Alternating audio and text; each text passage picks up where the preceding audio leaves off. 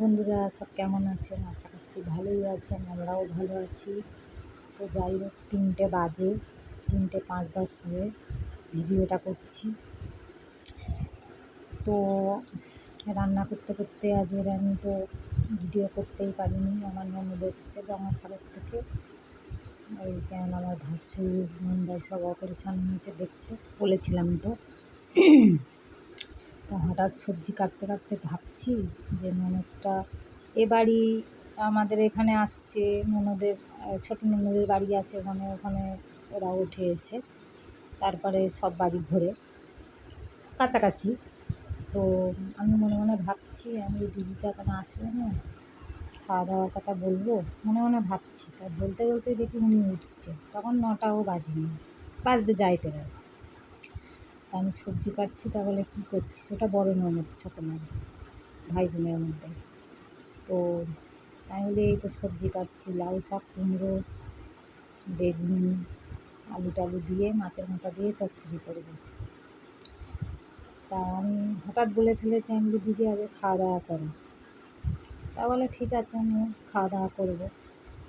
এবারে তোমাদের দাদা সেই ভেটকি মাছ কিনে দিয়ে গেছিলো, আমি জানি আছে নিশ্চয়ই, ভেটকিটা বড় ছিল, তাই আমি বলি নিশ্চয়ই পিসটা বড় হবে। একটা মানুষের তো বললে একটা বড় পিস মাছ দরকার, আমি মাংস টাংস খাই না। তাই আমি ভাবছি আছে। এবার আমরা কদিন খেয়েছি, এবার অত খেয়াল করিনি আছে, মানে লেজের পাশেরটা সেটা তো আর দেওয়া যায় না। আর রুই মাছের একটা লেজা আছে, রুই মাছের 2টো মুড়ো আছে, আর ভেটকি মাছের মাথাটা আছে, আর এক পিস ওই লেজের পাশেরটা। তখন কী করবো বলে ফেলেছি, খারাপও লাগছে। তো আমি চিচিঙে কেটেছি, উচ্ছে কেটেছি, পটল কেটেছি, সব ভাজা হবে, আর চচ্চড়ি আর মাছের ঝাল। আর উনি অত ডাল পছন্দ করে না। এবার মোটামুটি দেরিও হয়ে যাচ্ছে। এই ছেলেটাকে ফোন করলাম, আমি বলি দেখ তো মাছ টাছ পাস কিনা। তা বলে দেখছি বলে আবার এই মেয়েটাকে পাঠালাম, একটা ভোলা মাছ 850 বললো। যাই হোক মেয়েটা গেছে, ওই কিনে পাঠিয়ে দিয়েছে। সেই ভোলা মাছের ঝাল করলাম, আর এই চচ্চড়ি, পটল ভাজা, চিচিঙে ভাজা, উচ্ছে ভাজা তাড়াতাড়ি করে দিদিকে ডেকে খেতে দিলাম। না হলে আমি ভেবেছি মাছ আছে, আবার দিদিকে বললাম নিচে গিয়ে, আমার ভাসুরের বাড়ি বসে আছে, আমি বললাম দিদি আমি তো ভাবছি যে মাছ আছে। তা বলে, আমি বলি সেই লেজের পাশেরটা আছে, তুমি তো নিজের লোক, অত লজ্জার কী আছে আমার বলার।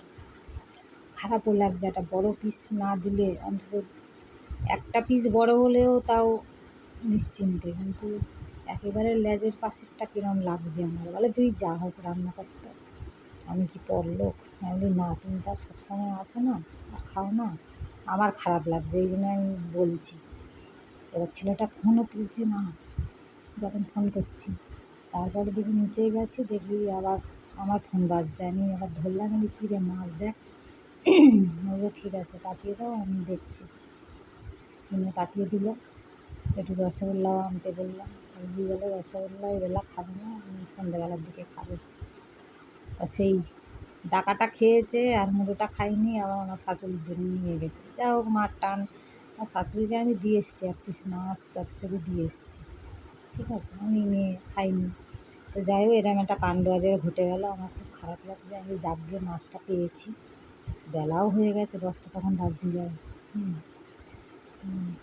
মানে হট করে আমি ভাবছি, আর উনি এসে গেছে আর আমি খাবার কথা বলে দিয়েছি।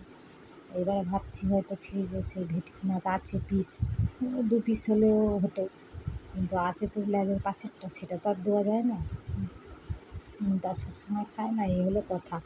যাই হোক আপনারা ভালো আছেন, আমি এটা বলবো বলে মানে সব পেটের মধ্যে আমার এবার গুড়গুড় করছে, কখন বলবো।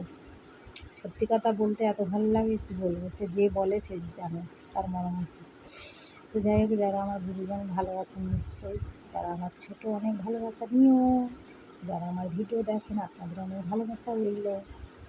তো এই জন্য আমি এই খাওয়া দাওয়া করে সব গুছিয়ে এই বিশ্রাম নিলাম। সেই সকাল 7টা আর এখন 3টের বেশি হয়ে গেছে। ভাবো কী লড়াই যুদ্ধ চলছে, তার মধ্যে বৃষ্টি, এই করা সেই করা, জামা কাপড় তোলা আর বলো না। তো যাই হোক আপনাদের ওই চলছে ডেলি ডেলি একঘেয়ে কথা, শুনতে আর ভালো লাগে না, তাই তো? কদিন থাকবে বলি আর একদিনও খেও, তোমার তো নিজের বাপের বাড়ি, অত কী আছে যে একদিন আমি খেতে বলছি বলে সেই দিনে খাবে, তার কোনো ব্যাপার নেই, যেদিন খুশি খেতে পারো। তো যাই হোক, দিদিও মাংস খায় না, আমরাও খাই না, মানে আমি খাই না, একটু মাছ ভালো দেখে না আনলে হয়। তো যাই হোক, মনটা শান্তি লাগলো। যাই হোক, তাহলে আপনারা সব ভালো আছেন তো? তাহলে রাখি, রেস্ট করি একটু, আপনারাও রেস্ট করুন। Tata, bye bye. ভালো লাগলে লাইক শেয়ার করে দিও। রাখছি, হ্যাঁ।